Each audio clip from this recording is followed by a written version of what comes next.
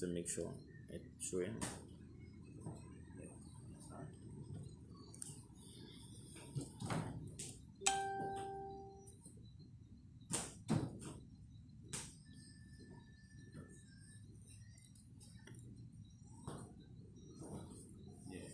Good?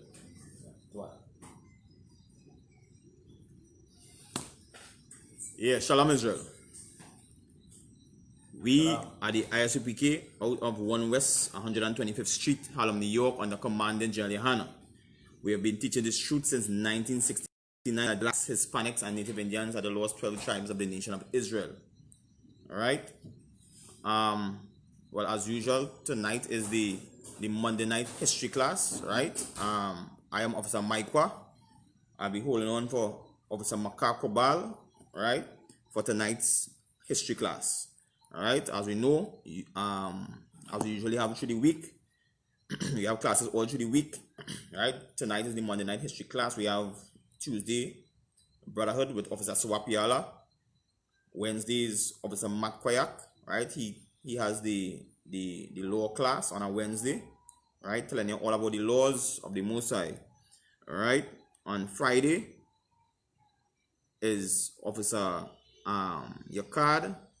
Right, he does the Lashwan Kwadash, which is the Hebrew class, right, which is our holy tongue, right, which is the language of the nation of Israel, the language of the black man, the Hispanic man, and the Native Indian man, right. And also on a Saturday is the Lord Sabbath, right, and that is done by Officer Yakad and also Officer Sowapiala. All right, on a Saturday, that is the Sabbath class, right. On a Sunday, right, is the scripture breakdown class, which is done by our camp leader, Officer Galawan. All right, he does the scripture breakdown. So if you have any questions that you would like to ask, all right, you can ask it on a Sunday. Right, we also have classes streaming out from all over the world, United States, Jamaica, through the UK, all right, even in the other Caribbean islands, and even South America, right? So all over. Right, and you can tune into these classes, right, and ask questions and get your questions answered under the ISUPK under Commandant General Yohana. All right. Also, right, we know we have our Spanish brothers and sisters, right, here in Trinidad and Tobago. Understand? So we just like to say, right, somos la escuela israelita de conocimiento práctico universal. Alright, de 125 calle a la Nueva York bajo el mando de General Yohana. Este campamento tiene su sede en Trinidad y Tobago. Hemos sido enseñando la verdad sobre la Biblia desde 1969, que los negros, hispanos y indios nativios son las 12 tribus perdidas de la nación de Israel. Para obtener más información, por favor, llame 290-5173. Eso es 290-5176. El líder del campamento para esta zona es Oficial Galawan. Eso es Oficial Galawan. All right, so we're going to get right in it tonight. Tonight, we're going to touch a little bit on the, well, as the title is saying, the 1990 coup, all right? And today is July 27, 2020, and we know on this day in 1990 was the 1990 coup, all right? Where a Islamic brother by the name of Yassim Abu Bakr, all right, attempted to overthrow the government of Trinidad and Tobago, all right? And from that time, hence, it has been a major topic in Trinidad and Tobago every time this date comes around. All right? But the thing about it is that what many people don't understand is that the 1990 coup would have never saved the Black, Hispanic, and Native Indian man. We would have continued to remain in the bottom of society. All right? Because that was not ordained or design of the Lord. All right? Right, because the Black, Hispanic, and Native Indian man is bound, understand, by the laws right, that our forefathers agreed to keep to the Most High, all right. And since we did not keep those laws in the time of our forefathers and leading straight up to this day, therefore that is why we remain in captivity under the oppression and under the other nations ruling over us, right? So we're going to get a little bit into it to get context, right? So where all this started from, right? So you could go ahead and play the first video there for me, Babu Shah.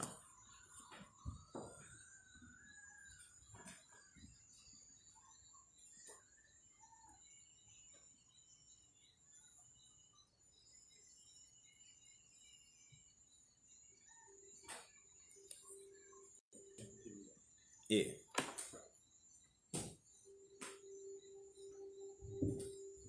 For some, the events of 1990 remain so traumatic, the mere mention of the insurrection causes them great pain.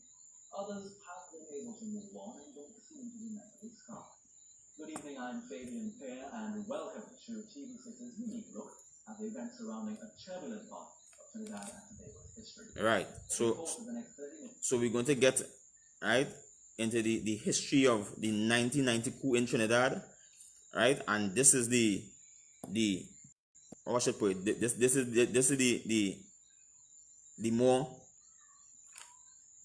frontline image, right, that they put of how the 1990 coup concluded, right? This is what was showed to the people in conclusion after this event took place, right?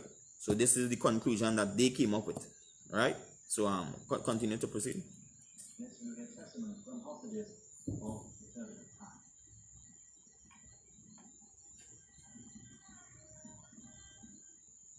Good evening, ladies and gentlemen.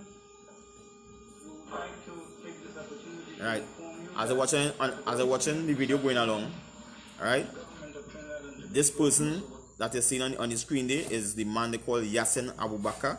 All right. This was 30 years ago, and even today it still brings great how to put it, great it's still a major discussion in society today, although this happened 30 years ago in Trinidad, right? And no one was really held or held accountable for this situation. And as we go along, we go understand why, right? So continue. Babu Kasha. Our story begins here at Trinidad and Tobago Television. It would be the first assault on democracy as Abu Bakr and his band of men took over the country's lone television station, claiming the government had fallen. Right. So Abu Bakr and his men, right, of the Muslim faith, right? Abu Bakr is more of a Arabic Muslim, right? So you'd find him wearing the kufi, right, and the gong thing that look kind of like a skirt. So you'll find them wearing that. They were just more like the traditional Arab people, right? So he and his men attempted to overthrow the Trinidad government, right? And they took over the only TV station that Trinidad and Tobago had at that time, right? We had one television station at that time, right? Go ahead. At the time, and I kept hearing this noise on the immediate area outside of the suit, and the noise increased.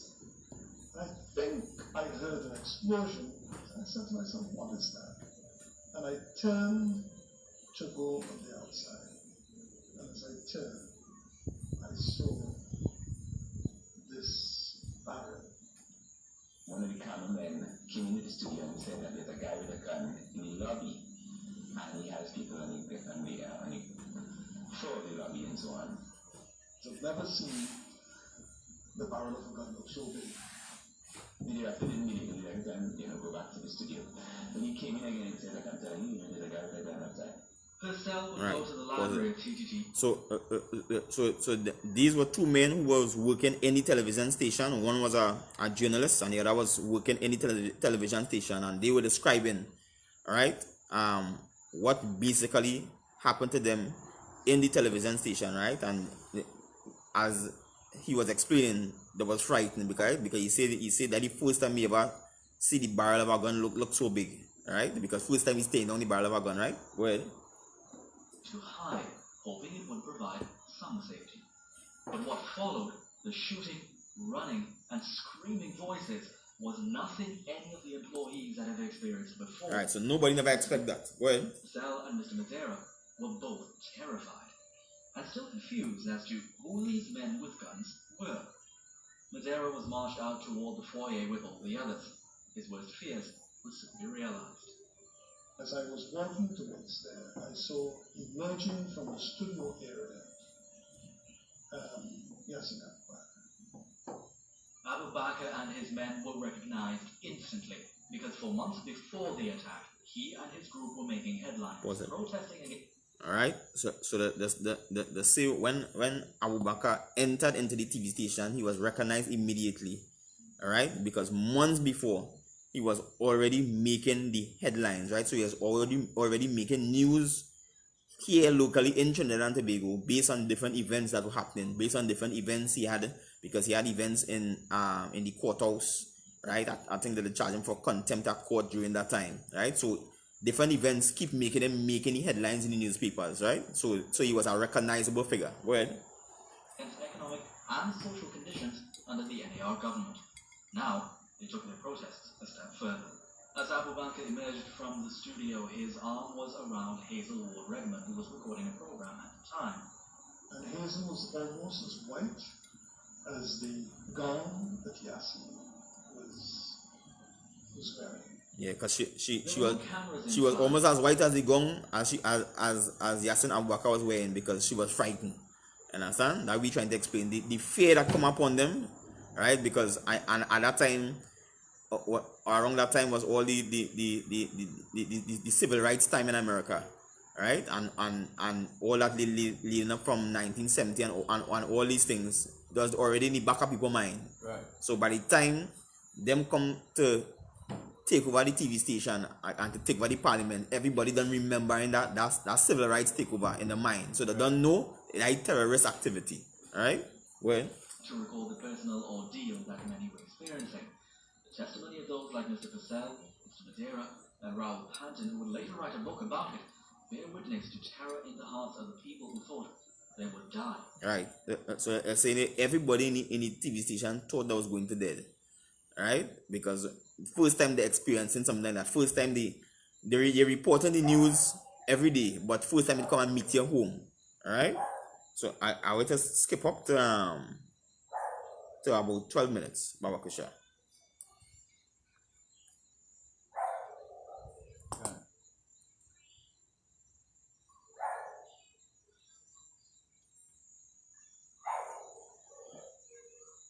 Right? Well, a fella is aiming a gun at you probably from about 10 meters away. But the regiment did not know that the Muslimin knew about the plan. I'm told by Mr. Clive Fountain afterwards that yes, there was a plan to storm the parliament, but I think at the last moment they decided not to. As that was battled tortuously, parliamentarians on the floor most of the time were consumed with thoughts of their families and the thought that these guns around them would go off in a minute. So when they take over the TV station and they take over the Red House, which was the Parliament of Trinidad and Tobago, was called and still is called the Red House, right? Just like how we had the White House in America, in Trinidad it is called the Red House. When they take over the Parliament, they put all the parliamentarians on the ground, all right? Because they get wind that the army was going to storm the building. So they put them on the ground and say if the army stormed the building that they was going to kill them, right? Well, we had reports, for example, of policemen who the police commissioner couldn't control and who wanted either Robinson and his cabinet dead or wanted the Muslimin and the Jamaat dead because they had bombed the police headquarters. Right. And this part, you know, when the Yasin Abu Bakr and the Muslims stormed the TV station and the parliament, right? They subsequently bombed the police headquarters in Trinidad and Tobago, right? So the police now become split, right? Some of the police supporting Abu Bakr and some not supporting Abu Bakr. And so the whole place ended up in a mess because they wasn't expecting that the police headquarters would get blown up, right? Go ahead. Heinous attacks took place. Police headquarters was one of them. The first casualty of the attempted coup would be SRP Solomon McLeod. He was 23 at the time and was at the Gates 2 police headquarters on the fateful evening. He was firing on a car filled with Jamaat members. They killed him, drove over his body, and detonated the bomb that would cause a fire that consumed his body. What remained was retrieved after the surrender 6 days later. The men who killed him were all freed. Right. And remember, this is the version that the package for television to explain to the people what happened, right? So they say the Jamaat bombed the police headquarters, right? Bombed the security guard, the police officer in front and driving the police headquarters, and then they subsequently bombed the building, right? Continue. It would be 6 days before the hostages would see the light of day, and in that time, Mr. Tony tells the story of young Muslim boys who were brainwashed and did not fully understand what they were fighting for. Right. So when I explain now, right? When the stormed the building, Abu Bakr had 114 Muslim men with him, right? But it was Muslim men and boys. It had boys as young as 13 and 14, right? And he had other men with him, right, who trained and came with guns and stormed the parliament, and it was 114 of them, right? Right. I want you to jump from there. Jump from there to 1528. See, 1528. Yeah, put from there.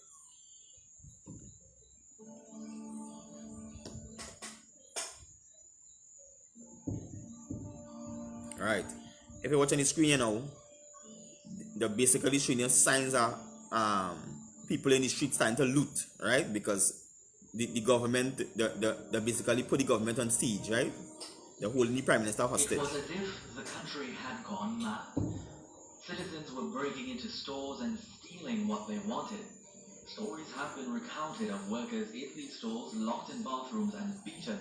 Microwave ovens were stolen not because of the convenience they provided, but because they were mistaken for television. Stop it. Right? So they say people get beat, right? But they say some people now start to loot, right? And they start to thief microwave now. And in thieving the microwave, they get to realize after that they thought the microwave was TV, right? No. I like to show you how poor people was that time, right? For you to mistake a microwave as a TV, that means they don't know nothing about electronics. And that's where I'm coming from. And I like to show you the type of oppression, right, was in Trinidad at that time, right? People can't get work and them kind of things. So the conditions now, people started to take advantage of it, right? But people was under some hard times during under the NAR government, right? And the prime minister at that time was A.N.R. Robinson, right? He was the prime minister during the coup attempt. Go ahead. There was no uprising by the people, as Imam Yassin Abu Bakr was contending. Rather, they just stole. Right. All in contrary. So we're just saying, you know, although they stormed the parliament and they stormed the TV station to get control of the government, the people in the country didn't really make an uproar, right? Then so what they're saying is, what they're basically saying is like they didn't get the support of the people then. And so all that was going on, right? The majority of people still were just looking on because some people like in shock, right? And then it has some people, right? When it was lower down in the story, like some people just didn't care. It's like that is just another day. You understand? Right. Some people was in support time, so but they ain't going out and fight, but they in support. And that's where I'm coming from. And others, well, them was looking on to see what happened, right? Go ahead. After Tobacco's calls. We're asking people not to involve in any looting or any form of unlawful actions. July 27th, 1990 produced tangible insanity in Trinidad and Tobago. What sort of madness kill these people. I was only 8 years old when the events of 1990 happened. Right. An entire generation. So the reporter who reported that story now basically saying he was only 8 years old at that time. Right. So to show you how much years pass, right, and it still is a topic in the country, right? Because it's like that never heal, right? Go ahead. You shouldn't away from it all. But looking at now what was left then is an entirely different experience.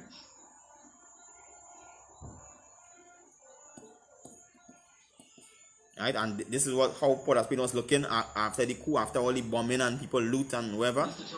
The whole city just get rip apart. Detail to survey the damage. They drove around for an hour. What did they work to achieve by that? You know, it was so... Right, and this man was speaking there, at the time of the coup, the guy who was speaking there, he was a member of parliament at that time. He was a senator. Frighteningly easily to let looters get to the goods inside, and Port of Spain burned.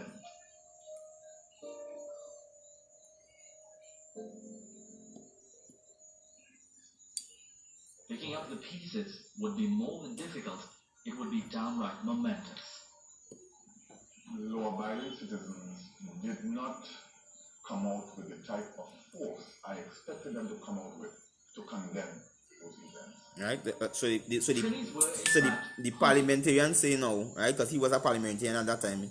They thought that the citizens didn't come out and say, well, that is chopping us, so they're doing, don't do that, you understand? Everybody just leave it, let it happen now, right? Nobody really get involved. So that I would say the society didn't really get involved as much now, right? Go ahead. Yeah. Curfew fetes, as they were called, were regular occurrences. And even though there were citizens who suffered indirectly, others were having a good time while democracy was under siege. Hostages shake their head in confusion at it to this day, again, wondering where was the condemnation. Right, so they say now, somebody was place partying, them went about their life as normal. You understand? Or later that coup happening in the country, it's like some people wasn't paying attention. You understand? Because you don't know press already, and then you hear anybody parliament taking over, and the condition so bad, it's like whatever happened to them up there happened. Yeah. You understand where I'm coming from? Right? So it was so much oppression they didn't really pay much attention to what was happening. But everybody looking on, but it's like you ain't giving no support to them. Right? Go ahead. Say, listen, this is wrong. This is a legitimate government. If it is that you have a problem with the government, you vote them out. This is a legitimate government. Stop it. Stop it. Alright, and if you're watching in the images here, this is when the siege would end with Yasin Abu Bakr give up, right, to the Trinidad and Tobago regiment, right? So they went to the regiment. 42 men who initially shared Abu Bakr's ideals walked into the hands of the waiting armed forces. A&R Robinson would be carried out on the backs of the very men who shot him. They addressed him as Mr. Prime Minister. Alright, stop with it. Alright, so they say now, Abu Bakr and the men surrender. And when the men took him out, they started calling Robinson Mr. Prime Minister, right? Well, parliamentarians, bruised, beaten, hungry, tired, covered their faces against the stench of rotting corpses, those shot in the initial attack 6 days earlier. And out on the streets, the country's recovery seemed near impossible. Food rationing was the order of the day. Families had no choice but to line up, much like those who did it before them in world wars. Right, so the place stripped down, so people had to apply for food and whatnot, right? So it could stop down there, right? So basically now, this year was the state version of explaining what happened in 1990. Right? So this is where the public see, and this is where the public get to understand, and the more or less roll with that story for a couple of years, right? Because nobody didn't really understand why this happened and why it take place, right? So we will get a little more in that, right? So the little clipping in Wikipedia, I will read that for me, and then I'm sure if you could hold Deuteronomy 7:6 minutes, Baba, for sure.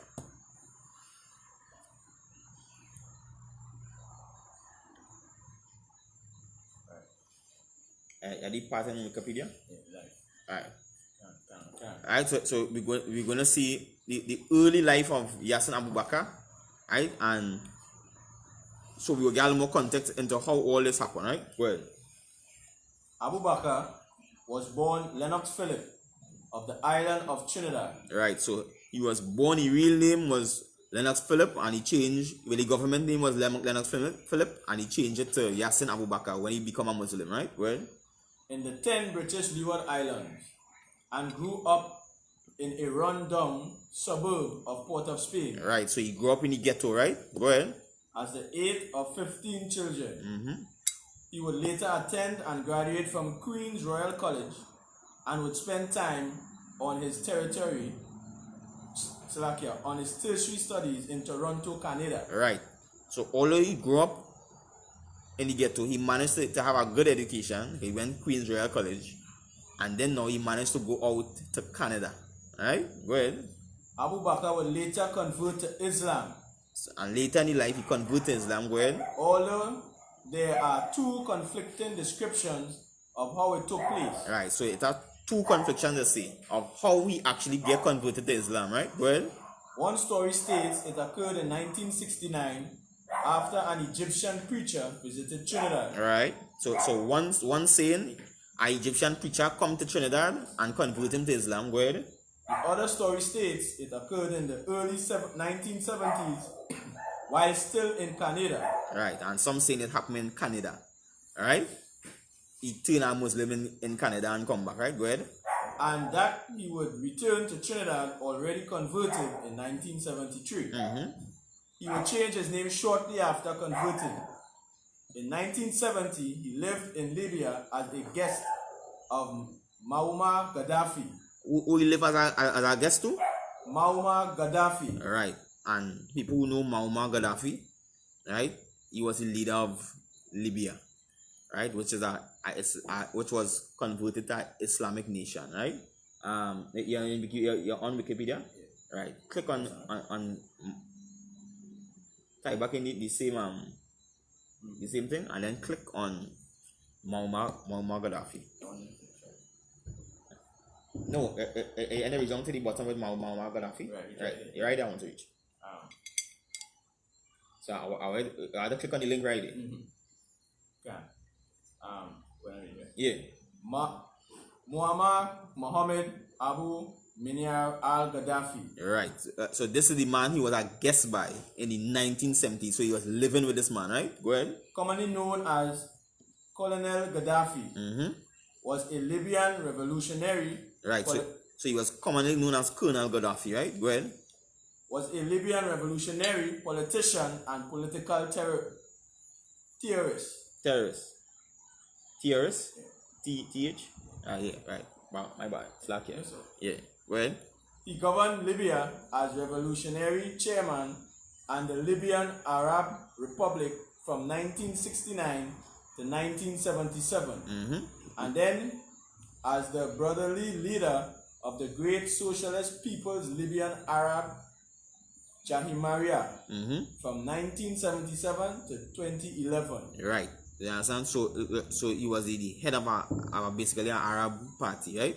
Well, he was initially ideologically committed to Arab nationalism and Arab socialism. Right. So that the ideology pushing. I remember now, Yassin stayed with this man for a couple of years in the 1970s, right? Well, but later ruled according to his own third international theory. It have more? Any bottom?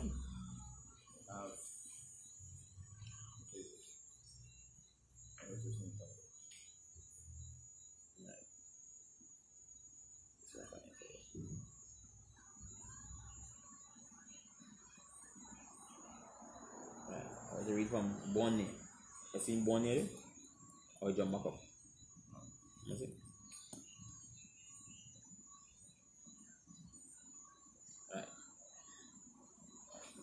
Born near Sirte, Italian Libya, to a poor Bedouin family, Gaddafi became an Arab nationalist while at school in Sabha. So he became an Arab nationalist. Go ahead. Later enrolling in the Royal Military Academy Benghazi. Right, so he had the background. He enrolled in the Royal Military Academy. So they is where he gained military training from. Go ahead. Within the military, he founded a revolutionary group which deposed the Western-backed Senussi monarchy of Idris in a 1969 coup. Right. So this place was backed by the Western government, which we know is the United States, right? Go ahead. Having taken power, Gaddafi converted Libya into a republic governed by his revolutionary command council.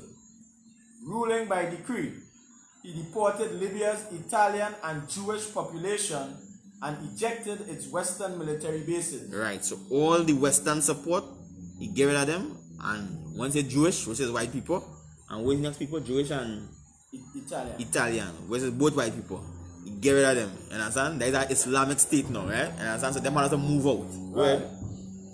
Strengthening ties to Arab nationalist governments, particularly Gamal Abdel Nasser's Egypt, he unsuccessfully advocated pan-Arab political union and Islamic modernism. Right.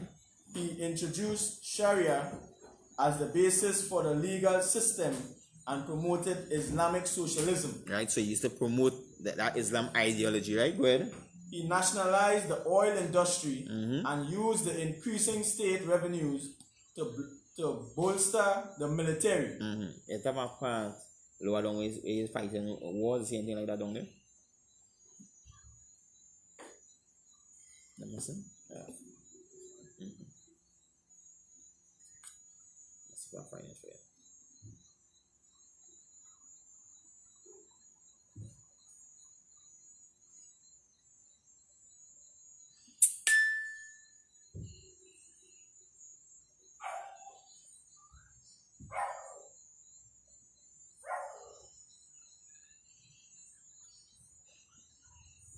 Right. They will say in 1973. In 1973. Alright, so in 1973, remember, Yassin Abu Bakr stayed with him in the 1970s, right? Early 1970s. Go ahead. In 1973, he initiated a popular revolution with the formation of Basic People's Congress, presented as a system of direct democracy, but retained personal control over major decisions. He outlined this third international theory that year in the Green Book. Right. So he make a certain system of democracy, but he will be in control and making the same decisions, right? Right. Go ahead. Gaddafi transformed Libya into a new socialist state called Jamahiriya, State of the Masses, in 1977. In 1977. So during 1977, he basically form a revolution and form a new state, right? So he basically now, right? It's an earlier part, but I don't forget it. He basically take over the state, throw out all them white people, throw out all the Western support, and build an Arabic state. That is what he basically do, right?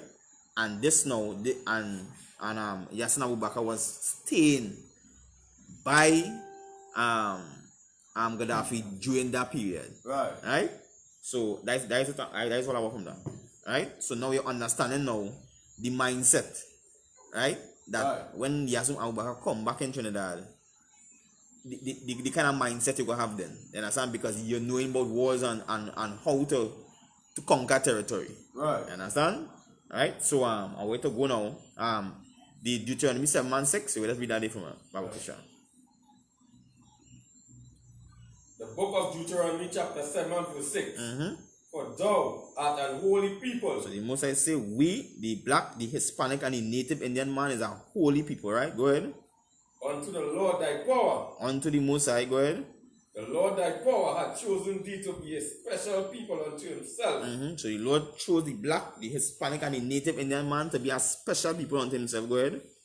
Above all the people that are upon the face of the earth. And we were supposed to be above all people on the face of the earth, right? And we know because of the curses in Deuteronomy, we end up in the bottom of society. Right. Right? And all that 1970 revolution and all the fight we fight, we will never get deliverance. because we didn't realize that we under the curses of the Most High, right? So from there now, I want we to go to the next interview with Yasin Abubakar, and then we'll get some context of all the things that has happened behind the scenes before they hear some blow up. So remember, we get the state version, right? With the government, what the people to know. That is what we just show. They make a small documentary. People write book, and you kind of have an idea from the government side. So now this was an interview, right, with Yasin Abubakar himself, and he now trying to explain his side of the story, why he take the government, right? So go ahead.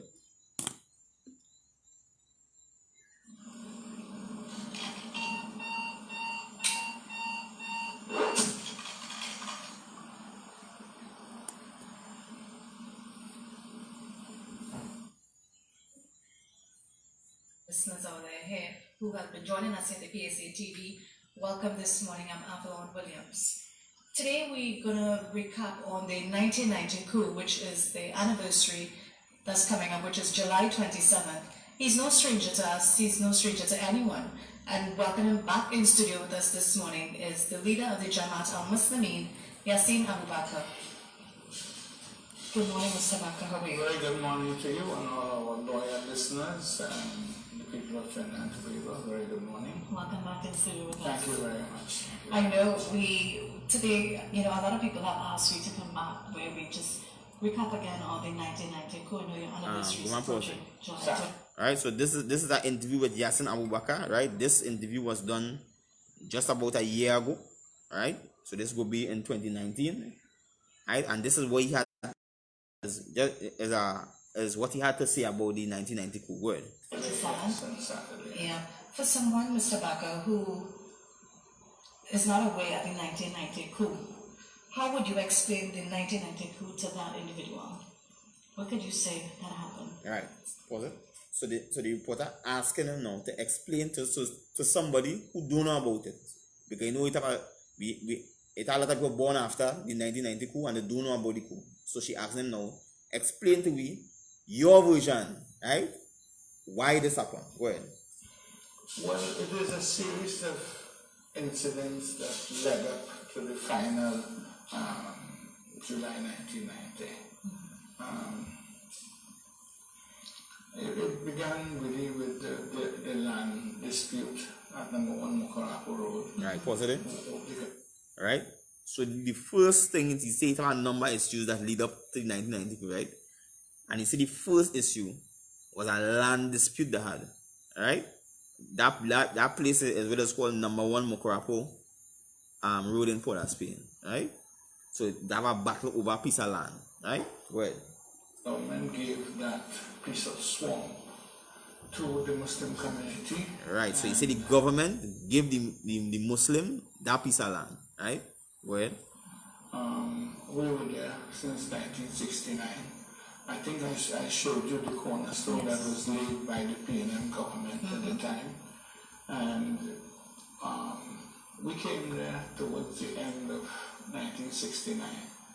I had just left the police service 1968. Alright, pause it. And so he say now in 1968 he lead the police service, so he was a police officer. Right? So you see the background of this man, right? So in 1968 he lead the police.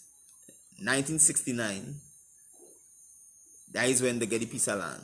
Right? What else happened in 1969?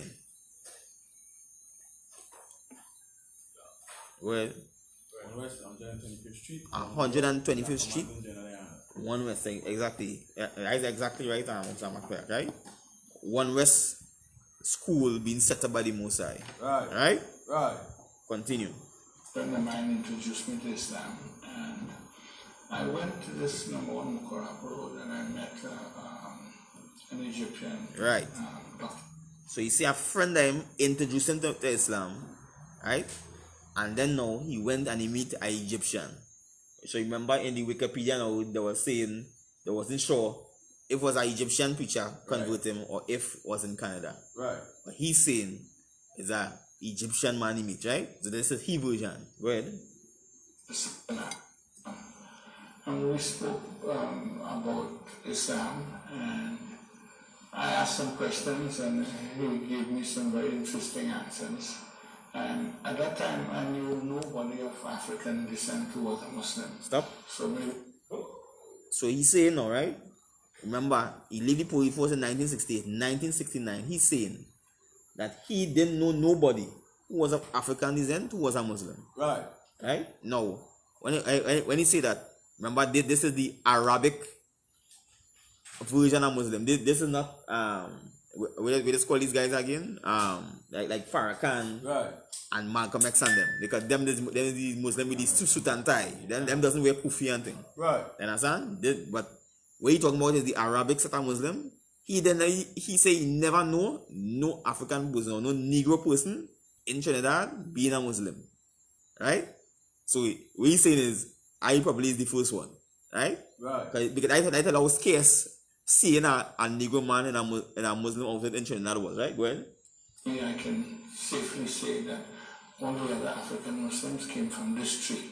Yeah. Right. So you say everybody of African or Negro descent who is a Muslim come from the Jamaat al-Muslim and branch off from the, right? Go ahead. I read up on some of the information that he gave me, and I subsequently, my friend who introduced me to him, and Hussein, told me that Dr. Salam was leaving to go back to Egypt, and he wanted to see me before he leave to go back to Egypt. And I went and met with him, and we had a cordial discussion, and he convinced me of many of the things that I wanted to know, and I became a Muslim then towards the end of was it? So he's really saying now the Egyptian caused him to convert to being a Muslim, right? Because the man convinced him of the Muslim faith, right? Go ahead. 1969.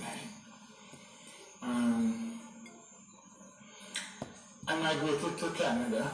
So he went to Canada. There was an incident that occurred at Sir George William University in Canada, and that brought me back home. And after some altercations with the people and the law and everything else. Right. So we basically talking about when he went to Canada and he come back. That is when, remember the state version was saying that they recognize him because he was a man who always used to make the papers. So he always used to make the news because of this piece of land. Then they end up in court for it, and a certain time they say like he wasn't coming to court and he ended up in contempt of court. So he started making news in Trinidad, right? Right. So he started to become known in Trinidad for different events and different things the Muslim end up getting in clash with the police and government with, right? We to jump straight up to about 9 minutes 50. Like I said. Yeah, go ahead. And then after now, you're watching how, like, when you check, like, what do you think was happening with he and how young and he doing all this. That's right. He going to Egypt. Yeah. Right? And he going to he going to Canada and right. he meeting with people like Gaddafi. Right? Gaddafi was a major player in the world. Right. Until the United States had us to get rid of him. I had to tell you. Alright? So he was dealing with some serious people. Okay. Alright? Go ahead. Richard? 9? Yeah, go ahead.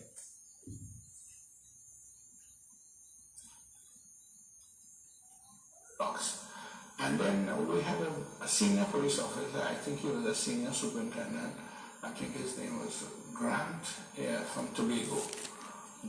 Slovakia, my bad. I want to go to 4:45. My bad. Slovakia.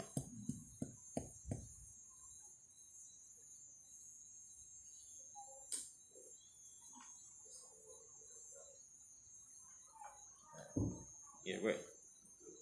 Over the IDC, and they got the trucks to move the fill. And then instead of going down to see that's when they dump. They came. Alright, so this part here, we fast forward a little bit. After I become a Muslim now, and the government give them the land, right? The land was a swamp, right? And the government had some other project digging out part of the hill and land until like quarried it now. So he get his wife to convince them to bring this dirt because they was going to treat in Silots. And here we see Silots was a dump. Right? And when we look at Silots today, it's still a dump. So watch how much years they had attempts to help black people, and how black people still living in the dump or in Silots, right, with nothing. Right. And that's where I'm coming from. And so you get the government to convince the government to give them the sand to backfill the number one Mokorapo Port of Spain, right? Which are the land the government give them, right? Well, our headquarters, which is number one Mokorapo Road, and drop the fill. And so we transformed the swamp from just a piece of swamp that nobody wanted into a very valuable piece of real estate. So it become a piece of valuable land because it's not swamp again. Well, small did not exist at the time. And that Western community wanted this piece of land. So you see now, when the bill in the back for the piece of land, right? West Mall, you know West Mall today, with there's a Syrian mall, right? Wanted the piece of land to build the mall at that time, right? Now the mall is a mall that already built today, but before they wanted to build on the spot where he backfilled, right? And that is with the contention coming between the Muslim and the Syrian, right? For that spot to build West Mall. Go ahead. Which the West Mall that exists now. And well, a struggle ensued for this piece of property, right? And it went from one stage to the next stage to the next stage, and then finally the construction of the mosque, and then I got arrested and was jailed for 21 days for contempt of court. Right, you get jailed, you end up getting jailed for contempt of court because at that time he wasn't going to court. You understand? Because it's back and forth. You understand? Go ahead. And we went from one level of confrontation with the authorities for this piece of property. Right. So there's another battle now. Level to the next. So this battle now is one making them make the headlines, right? In Trinidad, among other things, right? So they're getting to know Yassin Abu Bakr, right? Go ahead. So the next, and until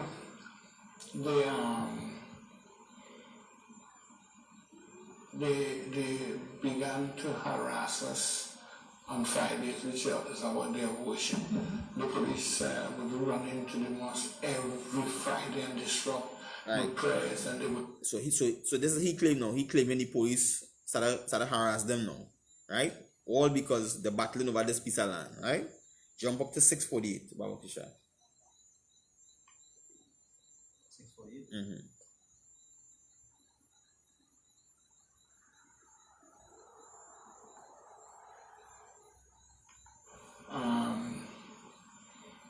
1990. Right, so you're talking about pre-1990, just before 1990. Go ahead. A young lady came to me with her mother and her husband. We're still alive, her mother and her husband are still alive. And I lived in the mosque at that time on the compound, and she told me that she was a police officer. I pause it there. Alright. So he started to live on the compound, the Bella Mosque, right? A Muslim mosque on the piece of land that was battling West Small for, right? After they get the right through the court, right? So they build the mosque on the piece of property with a backfill. But they're still battling West Small, but the battling done, right? So when he living on the property now, he say a woman now, right, who was a police come to him, right? Continue. Bernadette James, and she worked in the narco section. Right. So the woman name was Bernadette James. She was a police, right? Cool. And she saw these the Minister of National Security, the Attorney General, the advisor to the Minister of National Security, and a Major Thompson from there. Right. So she see the Minister of National Security and a few other police commissioner and a few other notable figures, right, in a room, right? And here we had in the room, where? In the VIP room with all this cocaine and the shit. Of course, I had access to the VIP room. She wanted to use the bathroom, and she bump into these people in with these diplomatic pouches or this cocaine. Right. All Pause it. break. So she walked in the room with the Minister of National Security at that time, right? Government officials and other officials, right? During that period, and now end up seeing them with this is his version, seeing them with cocaine in a room, right? Go ahead. And this did make major news in Trinidad and Tobago, right? Go ahead. And it went from one stage to the next stage, so they transferred her, all kinds of, she tried everybody, starting with the Commissioner of Police, James Bernard, to address this matter, and nobody would address this matter because, of course, this is the Attorney General, the Minister of National Security, the advisor to the Minister of National Security, and Major Thompson, as he was at the time. They subsequently promoted him to a colonel in the army, and he died at a very young age, 47 years, you know. We pay for what we do, you know, in this life, you know, and of course we have to answer in the next life. This meeting with her brought a new kind of experience to us because we were actively involved in the eradication of the drug scourge in the community, especially. All right. So he basically saying when he meet this police officer come and lay down this situation to him, right? And what he's saying is the Muslim community was actively in fighting drug on the street, right? That's what he's claiming, right? So it's showing you now how this building up, right? Because they're active in the street. When he say in the street, they in the ghetto, right? And actively taking people off the street who was on drugs, right? So you're getting a following, right? Go ahead. And what we call the ghetto, and we'll get back to that. You know, make a note of the ghetto. We'll get back to that, yeah. And we from Cedars down to Carnice to we would see. So he's showing you how far they're reaching from Cedars to Carnice to Maraval, which is basically almost the whole of Trinidad and Tobago. And so far, right? They're penetrating on the street, right? And remember, they're targeting all these youths who in drugs, right? Go ahead. I want to say this morning that if you really want to succeed in this eradication of this scourge, you have to start at the very top, because you know the fish rottens first from the head, yeah, and all fishermen know that. That's why they turn the gill up to see if the fish is rotten, right? And also we had the active participation at the time of the police, some of the police. Right.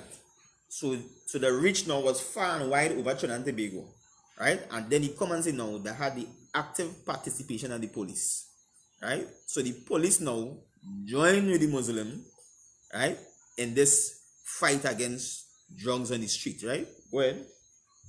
We had also opposition from some of the police, because some of the police officers were protecting some of the blocks. Right. And then, so he's saying now some police protecting the drug block and some police helping the Muslim, right? Right. So you see the world now going in as an organization, right? Right. Go ahead. And we had a senior police officer, I think he was a senior superintendent. I think his name was Grant, yeah, from Tobago. Big, strong Grant. And he asked for a meeting one day with me, and we had this meeting, a very good cordial meeting, and we agreed in principle that, look, the police were having these shootouts with some people who had warrants and things like that. So he suggested that he would give me a copy of the people who were wanted by the police. Was it? For different... Right. So he's saying, you know, right, that when the police agree with the Muslim, right, to fight this crime and drug problem all over the country, the police would give here a copy, right, and all the people who just get trouble. So it's like you have drug men in an area, and like in let me say the area of Port of Spain, Police give he a copy of the documents, and he now go actively search them out to find them, right? Go ahead. Right. Offenses or alleged different offenses, right? And I would bring them in to the court, and he would ensure that if it was not serious offenses, that they would be put on bail. Therefore, when the police go looking for them, there would be no confrontation. Right. So the police do have to go and break down your door to go and look for you. Abu Bakar finding you, he bringing in the police station, and once your offense not too grimy, so you might be selling weed, and not too grimy, he getting bail for you. Right? So now, in other words, when he started to do that, where you go think I am? That the man to go to end? Right. You ain't looking for the lawyer again. Right. I'm looking for Abu Bakar. And that's where I'm coming from. And by looking for Abu Bakar, you're looking for the Muslim. So you understand the thought pattern of a youth coming up in the street, where you're facing. You understand where I'm coming from? That is how they penetrate the ground, right? Go ahead. We did a pilot project, and it worked very, very well. He gave me the list. And all the people I know, because we were on the street, we were controlling the streets. We say? All the people who... He said there was on the street, and there was controlling the street. Right? For you to control the street, you had that influence. And he began to influence, because every time the police hand over them names, them bringing them in, and you come like a bailiff. You understand? That the man to get bail for you. You understand? Well, we knew on the streets who names were on the list. We arranged, we took them into the police, and like I said, where there was not really serious offenses, he instructed the police that they do not object to bail. Right. So the senior police now instructing the lower police not put you in prison without bail. So they're always giving you the optional bail. So you always getting bail to come out, right? Don't matter the crime, the offense you commit, right? Because them now securing the bail for you, right? Right. I want you to jump up to 12 minutes, Baba Kisha.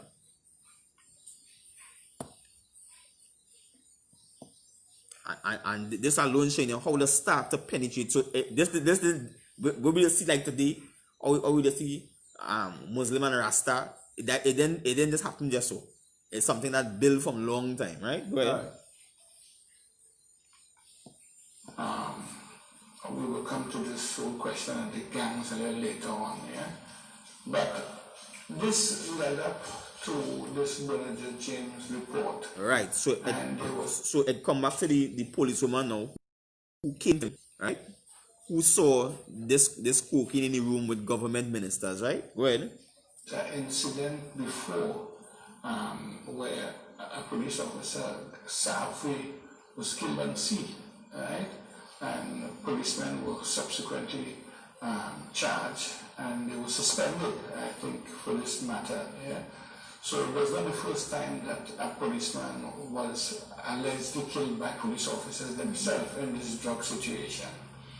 Of course, we being active participants in the community and cleaner, we had some idea about what was happening.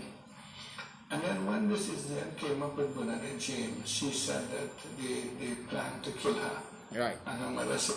So this is what the woman came to tell him. After she see these government officials in this room, right, with the cocaine, she get wind that they're planning to kill she. Right? And remember, Abu Bakar is the man. So she go on to see if Abu Bakar can help she, right? Right. Go ahead. Look, let us talk to Abu Bakar. He's the only person who will stand up for us and talk to the brother. So they came to me, and she was very, very nervous, and her hands was wet. I asked one of the older brothers to go and bring them some water, and she sat down and we began a conversation. And then we say, since this conversation was so sensitive, why don't we ask your permission to take this conversation? And she agreed. So we had this conversation taped. was very important later on because... Right? So, the same young woman who saw the cocaine agreed to talk with Abu Bakr, tell him exactly what happened, and they put all she confession on tape. Right? So this tape now is in Abu Bakr possession, right? So the policewoman confessed all she see, and that on tape. Well, 4 days later, and you know, in retrospect, I think, what could I have done different, you know? Because she said that a friend of hers in the special branch informed her that they were planning to kill her. Of course, they transferred her out to the airport and had her doing ordinary duties and things like that, and she tried everybody. In her effort and her desperation to get some kind of justice, when she got this threat from her friend that they were planning to kill her, she tried to get through the embassy and they blocked her. Because she had, at that time she had a 7-year-old son. He's not a big man. Was it? Right? So, when she found out that she was going to get killed, right, she tried to bust out. But she realized she can't leave the country, right? And just in retrospect, to fast forward it, right? 4 days later, after the tape, she confession on tape, she get killed, right? It's the sent you on a mock exercise, right? Police training, right? And one other officer who was in the bus with she, right, had live rounds in the gun, and he claimed that he didn't know what live rounds, and she gets shot in the head and died, right? So she dead 4 days after she confessed that somebody going to kill she and what she see in the airport, right? So that is what happened to this police officer, right? So fast forward to 24 minutes.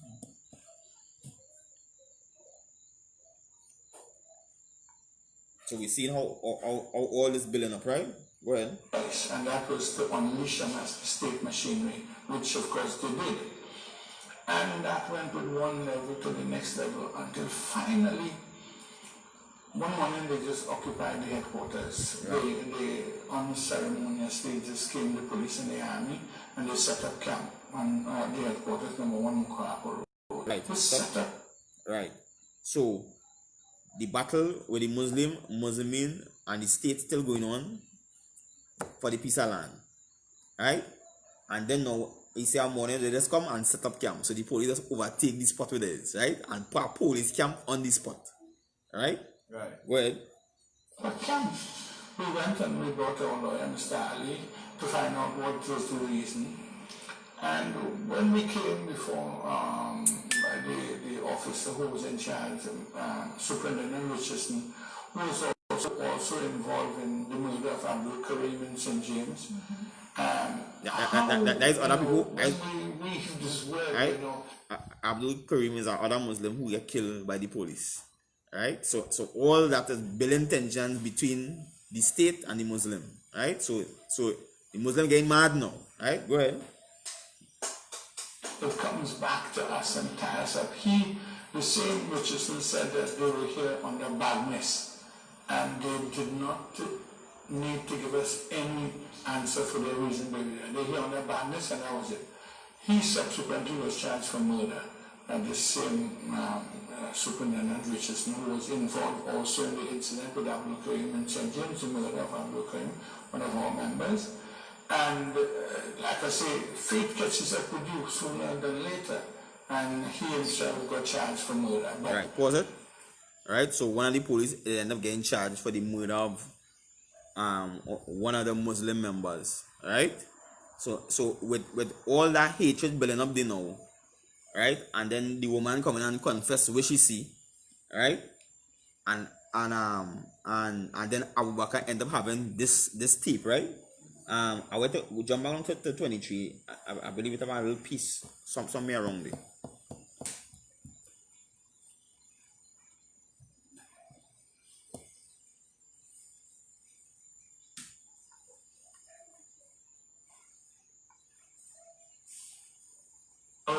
Those problems among those people, and that brought from from a certain sector in the society and a certain sector in the police service who wanted to just jail everybody. That brought a next level of conflict, because instead of them going to court, they were patching up their own situation with us. We were saying that they paid compensation, which is part of Islam, to those who they had wronged and things like that. It's called the blood money. And all that was part of the program. What is amazing, like I say, is that we were never brought before the court, or we were calling everybody's name, because we had a tape of the conversation with Benedict James. Was it? Right. So you see now the police now not bringing the Muslim to the court. Now they're terrorizing them on the street, but they're not carrying them to court, right? And this is why we're going to explain why they're not carrying them to the court, right? Because you say they had the tape where the woman confessed seeing these ministers with cocaine in this room, right? Go ahead. Peace with her soul. And we sent a copy of the tape, so they had a copy of the tape to bring us before the court. This tape was just to send them, right where we wanted them. That's to right. be. So you say now they take the tape and send a copy to them to show them we have this woman confessing on tape, seeing all you with this cocaine, and then she come and get killed later down, right? Right. And that now it come like the blackmail the state then. So all the ministers they're frightened now, so that they can't hold them, because they hold them and they bring them in court. Evidence gonna come out in the court that they kill this lady. Right. You understand where I'm coming from? So now they're just terrorizing them on the street, right? So we jump up to 28 and 15.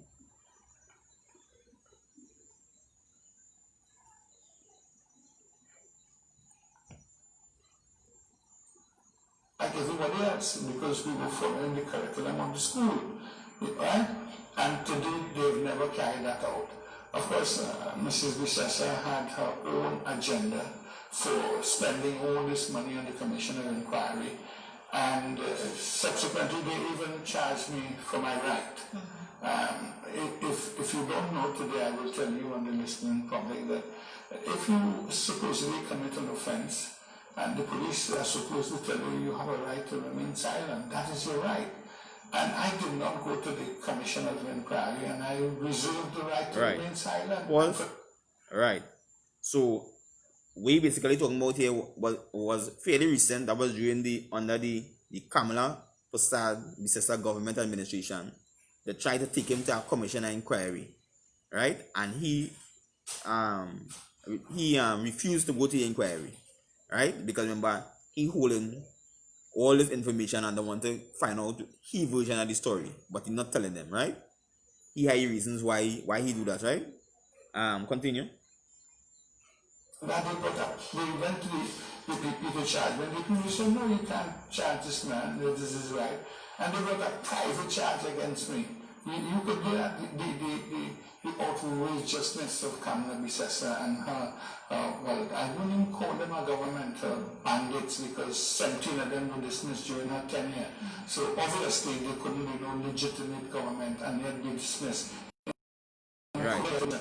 So that is the excuse, because remember, he didn't view them as a legitimate government, because he viewed them as bandits. Understand? Because based on seeing the operation, he getting to know what kind of administration this government is. You understand where I'm coming from? Right. And as we see with the whole Kamala Bissessa administration, them East Indians was just bandits. Right. You understand? So he don't understand what's going on, right? Jump up to give me up to 39. 39 minutes. So we see now it building. Right? The police woman comes, she explained to him the terrorizing the Muslims, and them now holding all this trump card against the government, and the government now trying to find a trump card back on them, right? Go ahead. From Batman's chest. And Superman, well, he out it too, because there are no Superman. So guy Griffith who think he is Spider-Man or Superman or Batman, and he will get the beat off of Batman's chest. Right. Just like everybody. Right. So we basically talking about, right? We basically talking about is the current commissioner Gary Griffith, right? Because we basically saying is everybody before he the governments before them destroy the police commissioner, right? Because he's showing the power these people have, right? And it's not the power of the government, but it's people behind the government. And later down, we go understand who behind the government having this power, right, in the society, right? Right. Go ahead. All his predecessors, including Randall Burroughs, who think that they could just, exterminate people and that God is not with them. And they don't have to answer to anybody. They have to answer only to themselves, to the political director who has to answer. Right? So he explained the relationship now between the police commissioners going up the line, right? He said even Randall Burroughs was an old police commissioner, and let us praise him as one of the dreadest police commissioner, because he used to kill all them bandits. He never used to spare you. And understand? What he know in crime, he killing you. Right? He didn't carry you to jail. So he was known for that, right? And he said even he was more or less one of the puppets in this ring, right? Right. Go ahead. For somebody else. You see, there's a whole chain. I am not digressing too far, but there's a whole chain. The constable is loyal. The constable is loyal to the corporal to the sergeant to the inspector, and they go right up to the commissioner. The commissioner is loyal to the Minister of National Security. The Minister of National Security to the Prime Minister, and the Prime Minister loyal to somebody in Westmoreland. Right. Some finance. Right. So now he's starting to explain the chain, because he dealing with government. He's starting to explain the relationship from police, go right up to commissioner, go right up to the minister, go right up until it reach to somebody in Westmoreland. But you notice he didn't want to call that name, right? We jump in from there, right? We go into what's the movie is it now? 39. Jump to 44. Abakosha.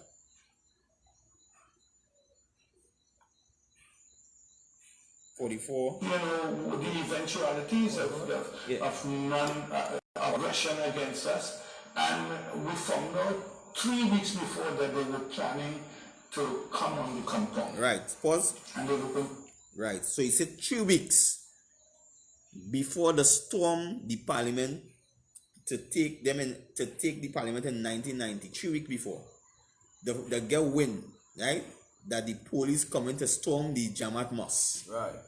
Right. So now, basically, what they do, they make a move on them before they make a move. You understand where I'm coming from? Right? They just play the chestnut before, right?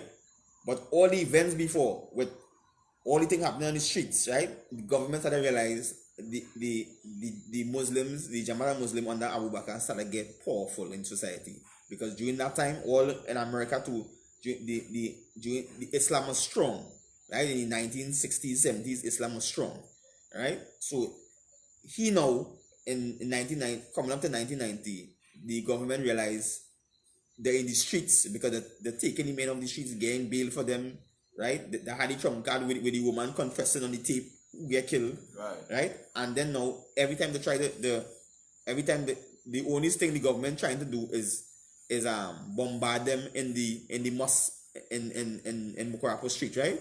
Because remember, they was fighting for that land originally with the Syrians, right? Continue. to destroy everything that we had. The grocery, the boutique, the garment factory, the medical clinic, the dental clinic. We had 2 doctors who would come twice a week and look after people. Was it? Anybody could. Right. So you explaining now all with that had this common. It's in that common, that boutique, medical clinic, dental clinic, that the works on the compound, because over time they keep building. And remember, he gained outside support, right? Or when that time they could go and look at the tape, right? He had outside support from other Islamic groups from outside. You understand? Because he was part of the World Islamic, I think the World Islamic Network. You understand? And they used to send medicine and medical aid and things for them, and that is how they started to build up here in Trinidad, right? From there, jump to 44. We read 44, 24. Yeah, keep it. You can play it. Just walk on the street. Dr. Wahid was the acting president at one time, and Dr. Ann Klein. And then all dental work was done free by Dr. McKenna, right? He is a Jamaican, but he worked at that time in Jamaica. Right. So they're even doing dental work free. Now, remember, the going in the street, right? Get all them gangster and juggler and thing on the street. They're getting bail for you, right? When they come out on bail, right? The other farming program to the free then, yeah? They are free dental, free medical, right? So you understand, the grip the youth. That is how they grip the youth. So don't feel when people say, well, they just come with a truck and tell you, well, Muhammad is great, right? And they just hand you the truck and you decide to convert to Muslim. No, they didn't do that. You understand? The fully bring in. So you have medical, you have dental, you getting food to eat, and your criminal records wipe away. You understand where I'm from? So then now you're beginning to see this man as somebody of good stature in society because remember, you come from nothing. You come from the street, you come from the ghetto. You understand where I'm from? So you're beginning now to see this man as a father. Right. You understand? And that is what made them begin to get strong in society, right? Go ahead. Simple things like an extraction or a filling, nothing complicated, but simple things. Dr. McKen would do that for us for free, and with other medical service were also for free.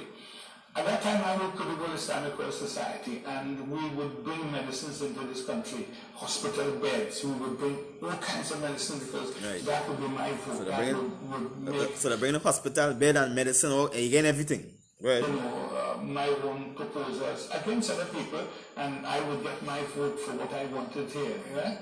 And so over a period of time, we brought in medicines into this country, and prior to this, they had seized up.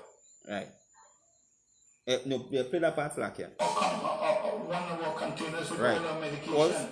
So you see now, when they started bringing all these things, right? The government was the NR at that time. Right? Seize, I could bring that container and the government seized it because the government realized they gain a lot of help from outside. You understand where I'm coming from? So the government decided to seize the container on the port, right? Jump from there, jump up to 46 minutes.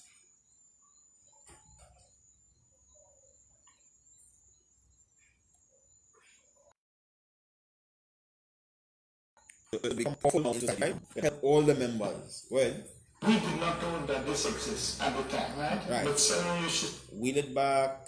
Give me about 45, 30, somewhere around there. container and take medicine to save his blindness during the time of the siege. After the fourth day, they agreed that, look, we don't always have to die here. Pause it. Right. So now we're going into the 1990 coup, right? He say after the fourth day, that is when they're actually in the coup, when they take the parliament, right? What he's saying is, after the fourth day, they can't come to an agreement because the army outside, ready to storm the building, them inside, right? And the parliamentarians, they don't want to dead, right? So now, they're trying to come to agreement where everybody could try to come out of the building and live, right? So they're trying to make an agreement now. Go ahead. Said that we know our way out of this conflict.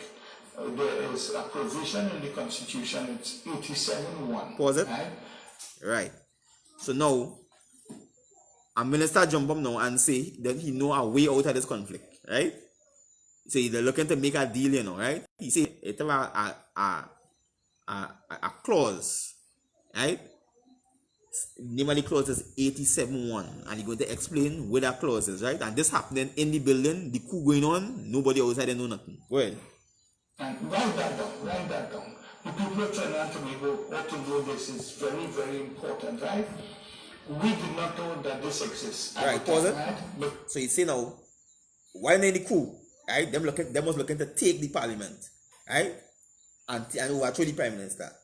But when they realize the water and flower now, they can't overthrow the prime minister because the army ain't giving up outside. The army come for them. This person come up with this idea, with this clause, 87.1, right? And he said them never know about that in that clause, right? So they're now going to find out what is 87.1. Go ahead. So you should knew because it was put there by Privat, who was acting on one occasion that I think the Prime Minister was to me. And he said, when will somebody come and stick on this parliament? What do we do? And they said that can't happen in Trinidad. Nobody in Trinidad. Of course, we're all dummies as far as they're concerned, right? That can't happen. Nobody can come in here. He said, but it could happen, right? So he put in this 87-1. It says that the president can give a pardon to anyone before or after they're charged. Pause. So they... All right. So they get to discover what 87-1 is, right? 87-1 saying before or after a charge, the president could pardon you. Right? And when the president pardon you, you have no crime. So if the president say if you commit a murder and the president say you're not guilty, you have no charge. You can walk the street as a free man and nobody can accuse you of murder, right? Go ahead. They have this provision in the Constitution all the time. And their friends in the higher echelons of the society, whenever you charge the children, they just call the president call the commissioner of police and say, you know, this man that you charge for so this violation, I give him a pardon. And he walks free. Right. So he explaining now what has happened. But the common man on the street don't know about this. Right? He basically say now, this 87-1, the rich people in society. So when we hear so-and-so son from Westmoreland get hold with guns and ammunition, you get charged. So you're going before the court. The court tell you, all right, 25 years in prison. The rich people calling the president, and the president now, right, could issue a call and invoke 87-1 on the police commissioner, and he had to let you go because once she pardon you, you're free. Right. And you have no record. Right. Right? So he's showing you now the power, right? The privilege and the rich in society have. Understand? And them get to discover that by storming the parliament. Right. Because now they have to use 87-1 as the escape route to come out, right? Well. And then when you go to the court even today and you see one sector of the community in the courthouse and a splinter. And now we're saying that is why you only see one sector of the community in the courthouse, which is the Black, Hispanic, and Native Indian man. Because we too poor to invoke 87-1. Right. You understand? That is not for we. You understand? That is for people who get in a jam and who get in a squeeze. You understand? And the public reputation in line, that is for the hidden, basically. Right. Right? Go ahead. Next community, but you don't see the Westmoreland crew and the other crew, you don't see them in the court. How they don't end up in the court? They're not saints, they're not angels. And he say now, how come you don't see the Westmoreland's crew in the court? And everybody know right here in Trinidad, in Westmoreland, that is the place of the Syrians. Right. That is a dwelling house in Trinidad. Right. Understand? So he's saying is, how come you don't see them in the court, but you're seeing we in the court? Them try and get in charge just like we, but yet still the charge and sticking. Right. Somehow the charge and hold. We hearing them getting charged on paper. Right? But on the record, they're clean. Nothing in coming out of it. Right? And he are turning it to this law that they have in the books that people really know about. Right? Right. Continue. They can't live without committing sins and offenses and things like that. On one occasion, someone who just made some head or some boy, so wife was driving, working with her, and almost tried to make the woman lose her job. Pause. That's how. Right? So you say now, everybody else basically gain hold, right? And he draw reference to a notable figure in society who end up in trouble, and they use this law to get you out. Right? So this only show up now because them end up in the coup, right? And they bring this as a bargaining tool in order to get out the ministers from the Red House and for the Muslim to put down the arms, right? So in order now they're looking to make an agreement. We go give only a pardon with 87-1 and all they go let we go. That the deal they're looking to make in the coup, right? And everybody outside don't know about this. This happening in the parliament, and they're passing the news back and forth because Abu Bakr at the time was in the TV station and he had men in the Red House. But the Red House is at distance from the TV station.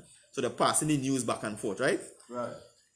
Jump up to 51 minutes, Barakasha.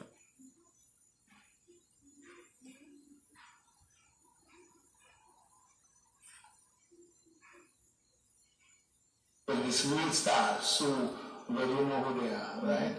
So that amnesty was objected to by Kelvin Ramnat. Pause. Because right. So they're looking to make an amnesty now with the Muslims to end the coup, right? So they're trying to find common ground now, right? Go ahead. When Simon Ryan was writing, and when Simon Richardson was writing it down, he put 87-4 in order to deceive us, right? So that it would not work. Pause. When we got to. So you see now, why is he writing down the clause? A man put 87-4. So men still trying to trick them inside, and that to show you, right? Because plenty in the government at that time, it had plenty hidden. Understand? So the man was in charge of that, was to write the clause, was the man he said they called Kelvin Ramnat.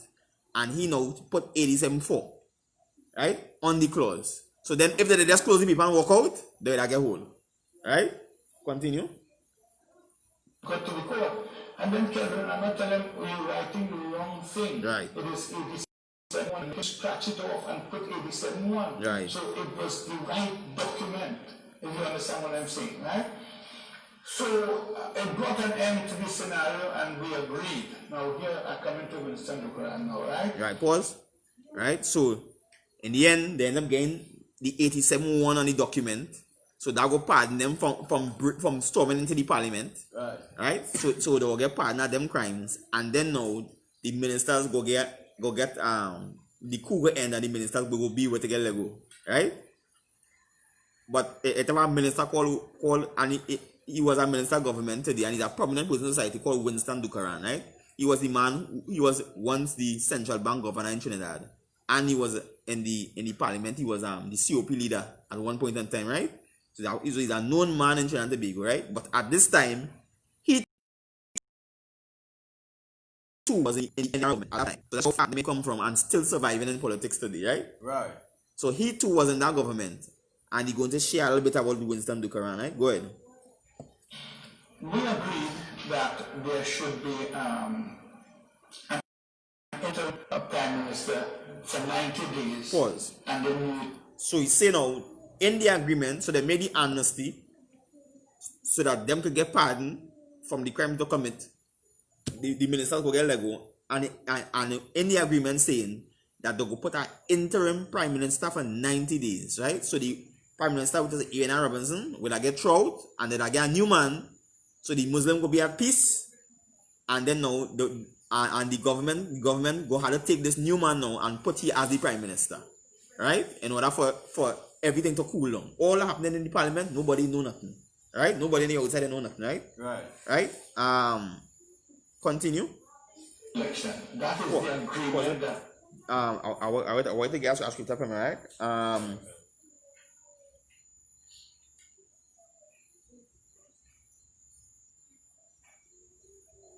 The scripture is see follow fine for me. Don't put one of our other nation over you. You know that scripture? Yeah.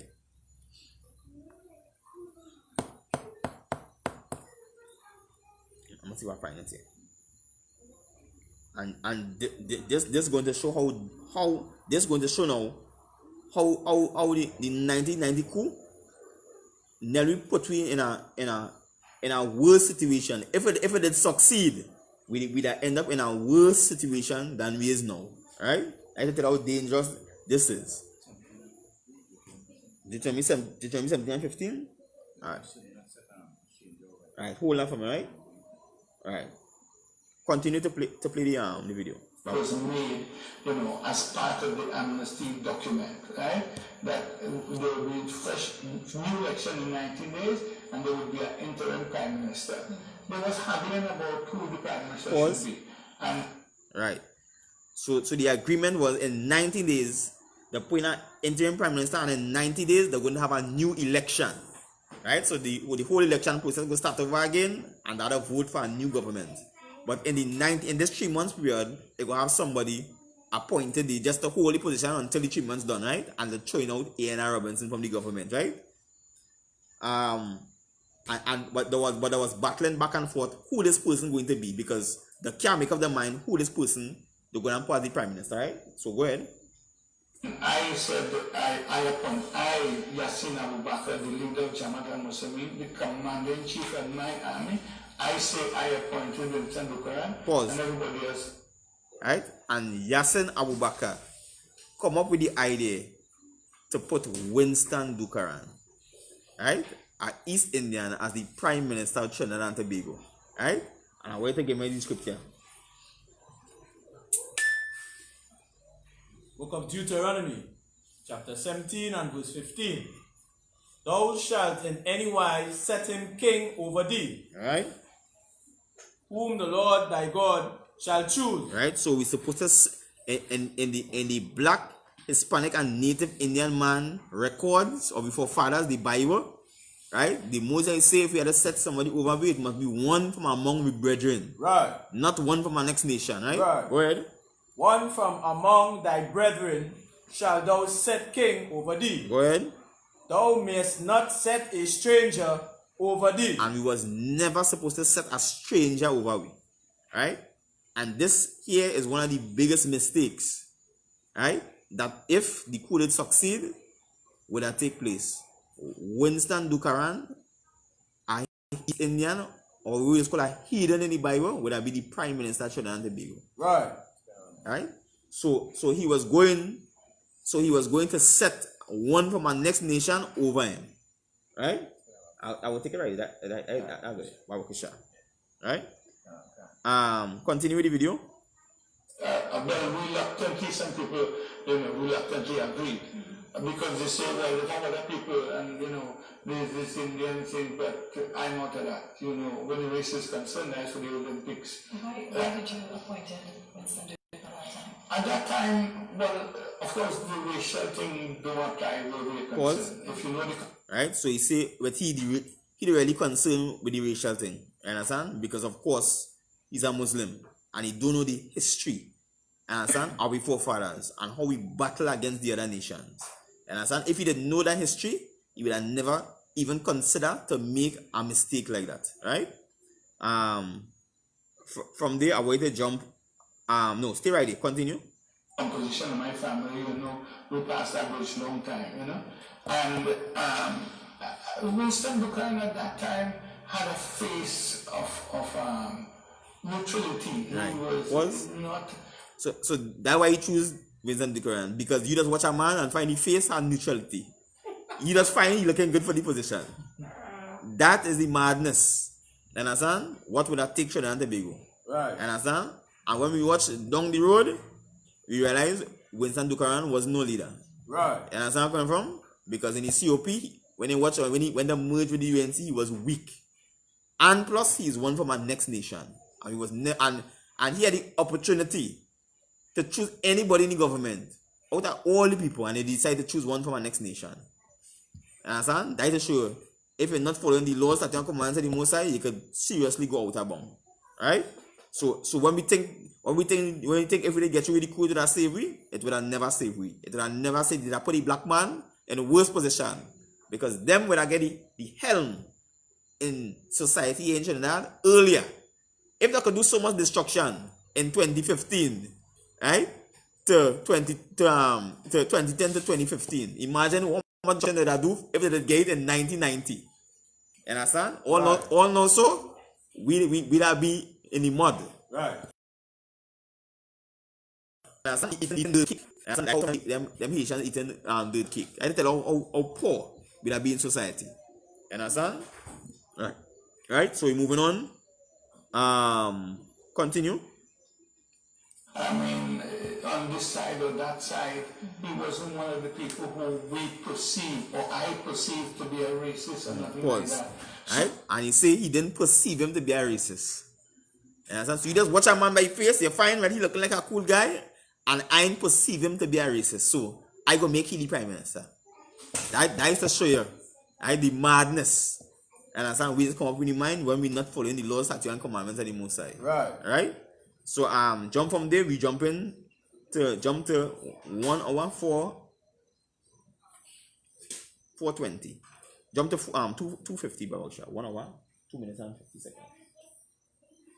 Nice. to Mr. Dukaran. Mr. Dukaran, I appointed you as a different. And when Mr. Dukaran came out, we let him out. He came out first. Right. So that point Winston Dukaran to be the interim prime minister for the 90 days, right? Right? And the let him out of the parliament, big member is a coup, but they let him out of the parliament to go and negotiate, to tell the people outside, to tell the army that I the interim prime minister now, right? So they're getting ready to end the coup, right? This is what happened. Go ahead. When negotiate the orderly coming out of the parliament and everything, they began to cuss Dukaran in camp out then. Who tell you we were going any coolie prime minister? Right. So when the Senate Winston Dukaran outside now to go and negotiate the peaceful breakdown of the coup, right? The army started cussing. They say they want no coolie prime minister. Right. And that's where I come from. Right? So them no for the brink. You understand? Boy, no Indian ain't ruling over me. Right. That's the battles them fighting during the coup. Right? Go ahead. Can't make no way no prime minister. I'm Bernard Pantin and they threatened to, why you don't assassinate me? Pause. Right? And I wanted now in retaliation to assassinate Abu Bakr, right? We jumping from there. So Dukaran make it because nobody they realize we want an Indian prime minister, right? We jumping up from there, and what is the society which today? Imagine now any army is a sort of East Indian now. I just show how society changed. Right. But before that time, you ain't seeing that. You understand where I'm from? They ain't taking no part of that, right? You jump from there to 8 minutes and 50 seconds. 8 minutes.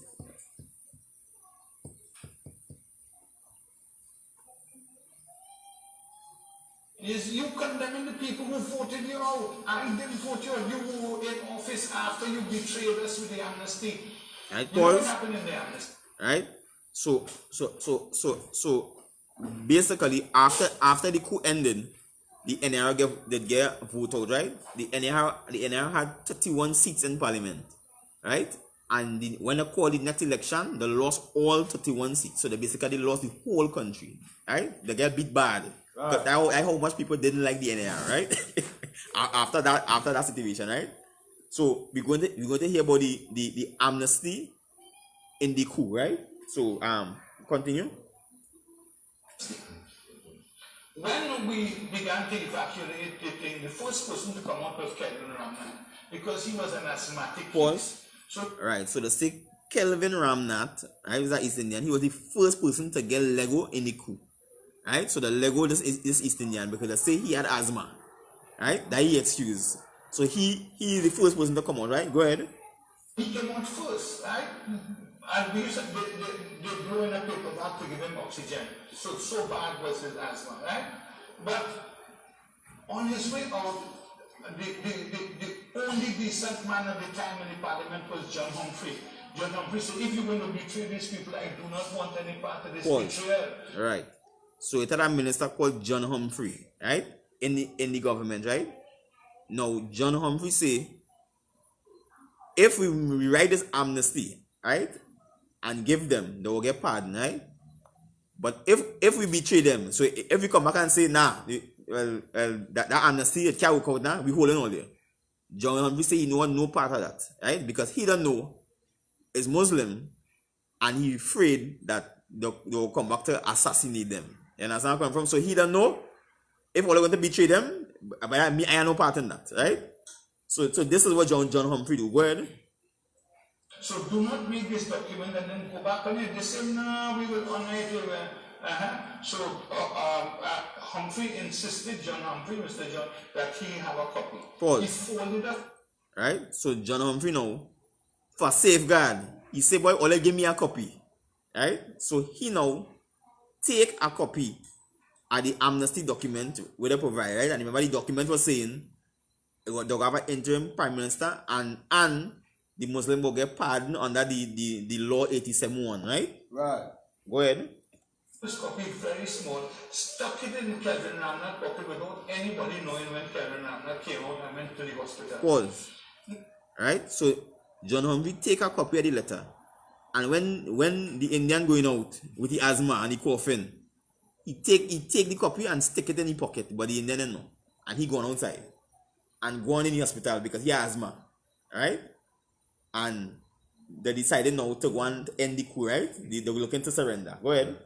Next thing, when we came out of the hospital, they take out of the parliament, and then they took all the amnesty document and said there was no amnesty. Pause. So it really happened. The government decide we taking back the amnesty papers and all they went in jail. So now there are no proof that they make this deal with the government, right? So they're looking to go in jail, right? All 114 Muslim men going in jail. Well, they went back on the word liars as they are, these politicians. They should be ashamed to come and ask people to vote for them. Kamna, you're ashamed. Bukoran, you're ashamed. Pause. Right? So he's saying here, right? The evilness of democracy. Because every Trinidad was a democracy. Right. Understand? And it's showing you, although they make this deal behind the scene, they still want to save face in the public. So they was going looking to take them down the canal. Understand where I'm from? And we know the majority of the brothers in the coup was of Negro descent. Understand? Right? In Trinidad. Right. And then this coup, I think, is so then they realize there's a certain black man, there's a certain nigger, we put them in jail. Right. So nobody go try that again. You understand? Well, no shame to ask people to come and put all in the office. So here what happened. John Humphrey called my wife and told her, get a lawyer, go to the hospital, and you will see a copy of the amnesty in the grand pocket. Bam, the wife told the lawyer, went up to the hospital. So that is what happened. When the government take back the papers, right, because John Humphrey put the paper, and he didn't tell the Indian nothing, Abu Bakar's wife was able to get a lawyer and to get the letter from the man's pocket in the hospital. Right? And that is how they was able to get pardon from the coup, because this document say was inside this man's pocket and he didn't know. Right. If they tell him it was inside there, he might have hide it too. You understand where I'm from? Right? And that is how the law 87-1, right, was a law that the president could pardon you before you get charged or after you get charged. Understand? And that law still exists today. Right. Right? And when he was explaining, when I go on, well, people could watch the tape, right? Because this tape is a tape that released on YouTube, right? People could go on to watch the tape. What he basically saying is this law is where the elite in society does use when they get in a jam. Right. And that is why they leave it on the documents. You understand? And they never take it out, because they say after 1990, it had a debate to remove it, right? And they never remove it. Understand? And on the tape, he contests Gary Griffith to say that they do have that law. Right. He tell him to call in on the program and say that they don't have this law. And nobody never called in. Right. You understand where I'm from? So it's showing you how the elite in society have ways of escaping, or the loopholes are escaping through the law. Right? But what Abu Bakar didn't understand is, right, that you can't put a man of a next nation over your people. Right. You understand where I'm from? Right? And he was going to put Winston Dukaran. And if he put Winston Dukaran at that time, also East India would have been ruling Trinidad to be. You understand where I'm from? And Trinidad and the Negro man in Trinidad at that time escape. The Lord make the coup fail. You understand? The Most High make the coup fail so that we won't go through that kind of persecution. Right. You understand? Right? And from there, I just want to give Nahum chapter 1 and verse 2, Babakasha. Nahum 1 and 2, Salakia? Yeah.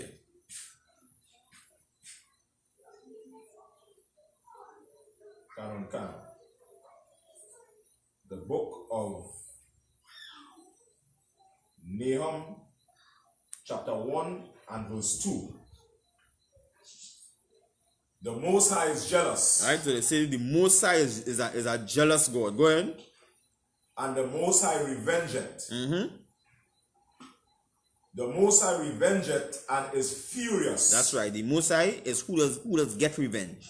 And if at the time, understand, Abu Bakar wasn't a Muslim and he didn't know this, he didn't know the revenge is for the Most High. Right. Understand? Go ahead. The Most High will take vengeance on his adversaries and he reserveth rod for his enemies. And he reserved rod for his enemies. So all who was played mad at that time and thought that was on top of the world and they could do everybody with the one, the Most High would have deal with them. Well, verse 3. The Most High is slow to anger. He said the Most High is slow to anger. So that's why many times we just wait to happen now. And as we want, as a man, do we injustice? We want to dead now. But they said the Most High is slow to anger. He does give you enough chance. Right? Until you have no more chances. Go ahead. And great in power. And he great in power. Right? Just like we read yesterday, he have miraculous power. Go ahead. And will not at all acquit the wicked. That's right. But he doesn't forget. You understand? If that wickedness, he never forget that wickedness. You understand? And if he didn't know that, he didn't never bother run up in the parliament. Right. Because he doesn't know that would be a waste of time. Because that wasn't of the Lord. You understand where I'm coming from? And the Most High would have get justice for the people. Right. You understand? But we wanted to see justice in we time. We want to see justice now. You understand? And they end up going through the parliament and it failed. And the Most High allow it to fail. Right? Because we'd have been even more turmoil than we in today. Right? Give me Zephaniah 2:1, Baba Kisha. The book of Zephaniah, chapter 2 and verse 1. Gather yourselves together. This is what we're supposed to be doing. We're supposed to be gathering yourselves together. Alright, go ahead. Yea, gather together, O nation, not desire. That's right. The black man, the Hispanic man, and the native Indian man is one nation. Right? And that is the nation of Israel. And you're supposed to be gathered together. And you're supposed to be gathered together what? Not under Islam, not under Christianity or Buddhism. We're supposed to be gathered together under the ISPK, under commanding General.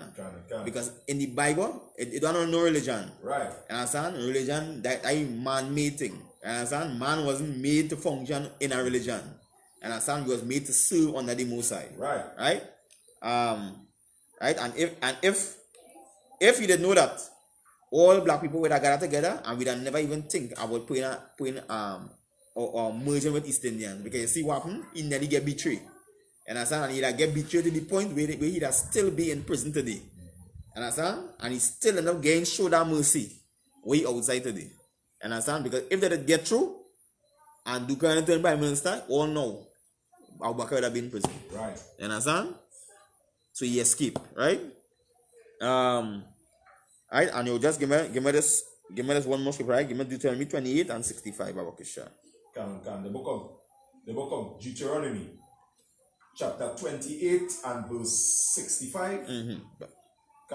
Verse 65. And among these nations shall thou find no ease, neither shall the sole of thy foot have rest.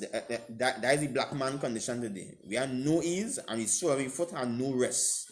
Understand? Because we refuse. We forefathers break the laws of the Most High and we refuse to follow the laws of the Most High. Understand? And now on that commanding journey, and now we gain that chance. We gain that chance to remember the ways of our forefathers from old. Right? Go ahead. But the Most High shall give thee Salakia. But the Most High shall give thee there a trembling heart and failing of eyes and sorrow of mind. And that's what I'm telling you today. We have a trembling heart, right? And failing of eyes and sorrow of mind. You understand? We have no rest. Right. Mentally, physically, emotionally. Right? Right? Because people don't understand. Right? We want to team up with the other nations to solve the problems, but we can't team up with the other nations to solve the problems. Right. We have to come together and separate from these nations. Otherwise, we will continue to be having no rest in this society. Right? Drop down to drop down to 64, Balkisha. 64. Verse 64. And the Most High shall scatter thee among all people, from one end of the earth even unto the other. And there thou shalt serve other gods. And that is what happened to Abu Bakr. Understand? An Egyptian preacher come from Egypt and convinced him to be a Muslim. Understand? Because we didn't know the records of our forefathers. Right. Understand? We lost heritage and the identity. and wanting to belong to something now, he become a Muslim. Right? And now we serving other gods. We our forefathers never know. Understand? And we end up in this situation. Right. Right? And if you listen through the pattern and the whole interview, right? The rich was reaching the youth in the ghetto. Understand? And because that was able to finance basic needs that I wanted, like healthcare, dental, and these kind of things, they joined the Muslim. And they joined the Muslim faith. And when you look at today, where did you Rasta and Muslim? All over Trinidad and Tobago. You understand where I'm coming from? Right. Right? And this is where ISUPK under commanding General Hannah come out and birthed in 1969, just like Yasser Abubakar. He says he start in 1969 is when he become a Muslim. Right. And he say, and when you said in the interview that he never know no Negro person, right, being a Muslim until he become a Muslim. Right. Understand? So even if it had one, it was so few that he couldn't see it. You understand where I'm from? And that alone showing you that was not pure religion. Right. Because in Trinidad, we didn't never know that until the birth of the Jamaican Muslim. You understand? So we have to come back on the laws and statutes of the Most High and come out of religion, black man, come out of Christianity, come out of Buddhism, come out of Islam and all Egyptology and all the other religions, and come back to the laws, statutes, and commandments of the Bible, the records of your forefathers. You are the Israelites of the Bible. The black man, the Hispanic man, and the Native Indian man is the Israelites of the Bible. Right. Right? The Bible is your records and your heritage, and come and learn the truth about this Bible under the ISUPK, under commanding General Hannah. And with that, we pass the class on to Priest and Officer Shah.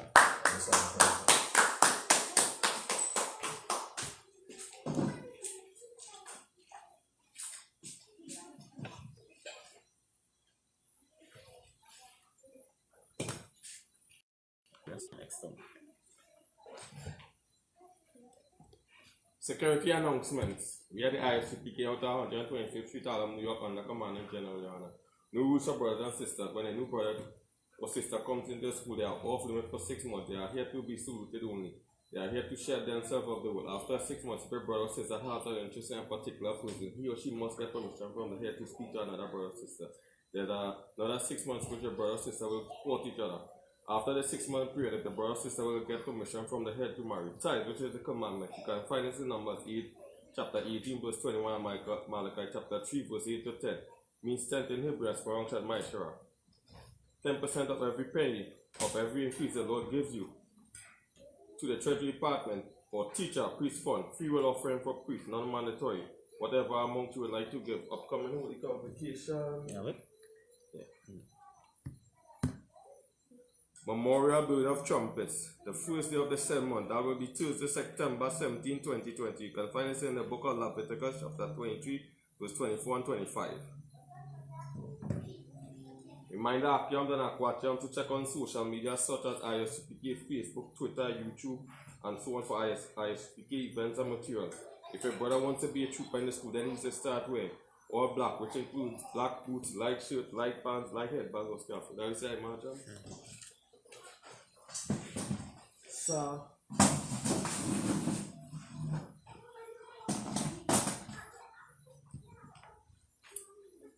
when I say the Lord's Prayer, Abanawa, Shabashimaya, Wadash, Ayah, Shamka, Yahweh, Tawa, Ratazaka, Ayah, Aisha, Rataza, Kawa, Ayah, Bashimaya, Latan, Anawa, Kal, Yawam, Basalakno, Wakino, Tabano, Basawan, Ball, Shino, Ayan, Rai, Kaya, Laka, Amalakwa, Wahala, Watapara, Wailamyo, Aman. What we said in the English was, Our Father, which art in heaven, hallowed be thy name. Yahweh, thy kingdom come, thy will be done, in earth, as it is in heaven. Give us this day our daily bread, and forgive us our debts, as we forgive our debtors. And lead us not into temptation, but deliver us from evil. For thine is the kingdom, and the power, and the glory, forever. So be it. We're going to say the Hakat in Hebrew. Yahweh, Basham, Awashai, Kashah, Atana, Akat, Akapara, Makala, Wakal Marawan, Akat, Ata, Amatazarium, Akat, Lahakwayam, Amatayam, Akat, Irakawat, Atamala, Lagarishin, Basham, Awashai, Tawada Aman. What you said in the English was Yahweh, in the name of Yahweh Shai. Please give us the power. The power to heal. All manner of sickness. And all manner of disease. The power to cleanse the lepers. The power to raise the dead. The power against unclean spirits. Cast them out. In the name of Yahweh Shai. Thank you. So be it. When I say the blessings in Hebrew, Barak, Ata, Yahweh, Wayawashai, Wamakala, Wahalayam, Matazabia, Alawapiahana, Alawapiam, Asaraniam, Akwatazal Yanyam, Akwalyam, Watyam, Yahweh, Basham, Awashai, Tawada Aman. What you said in the English was, Blessed be Yahweh, and Yahweh Shai, and Michael, and the angels, commanding General, and the generals, captains, officers, the troopers, sisters, Yahweh, in the name of Yahweh Shai. Thank you. So be it. We're going to say the certificate curses. Blessed are you, Yahweh, King of heaven and earth, and all things living, Yahweh, in the name of Yahweh Shai. Listen to us now, right now. Send evils and curses, and punishment and destruction to the heathen that speak against us, thy prophets, the teachers, the princes, the priests, the Israelite brothers, and the school. Send evils and curses, and punishment and destruction to the heathen, and shake loose the treasure of the rich of Israel that refuse to give to the school. Force the riches to enter into thy sanctuary. Send evils and curses and punishment and destruction to the Edomites and the nation and their drug dealers, the court system, the prison system, Planned Parenthood, all the government of our enemy, Amalek synagogues and army, Roman Catholic Church, the Pope, Islam, Christianity, Egyptology, militia, Ku Klux Klan, Aryan Nation, Skinheads, Quasi-Comitazi, Gay Movement, Lesbian Movement, Spies, Workers of Witchcraft, NASA Space Program, Army, Navy, Air Force, Marines, Wall Street, Open Up the Internet, and the airwaves, the cable access channel, and the radio channel, to convict the spirit of any of thy people that seek to stop us and bring swift destruction to all the heathen that stand in the way or try to stop us from broadcasting your words throughout the planet Earth. Let loose all the plagues, cause them to go to and fro through the earth and consume them. Let the plagues shake the house of the thief and the murderer. Let Yahweh Shai, Michael, and Gabriel come down with the flying saucers and punish all the heathen that come up against us as we speak thy words. Cause it to be known by all that it is the angels that have done it. Cause it to be spread through the media. Through the whole world. Cause them to shake at thy coming. In the name of Yahweh Shai. Thank you. So be it. I'm going to say bless Israel in Hebrew. Yahweh, Basham, Awashai, Barak Lanawa, Wayashala, Wahabayat, Wahabayat, Saparium, Barak, Rapa, Agun, Commanding General Generals, captains, officers, troopers, sisters, children, all destroyed of all destroyed of Israel, Kayabana, Raknapash, Shariah, Gideon family, Uzilan family, Koto family, Philip family.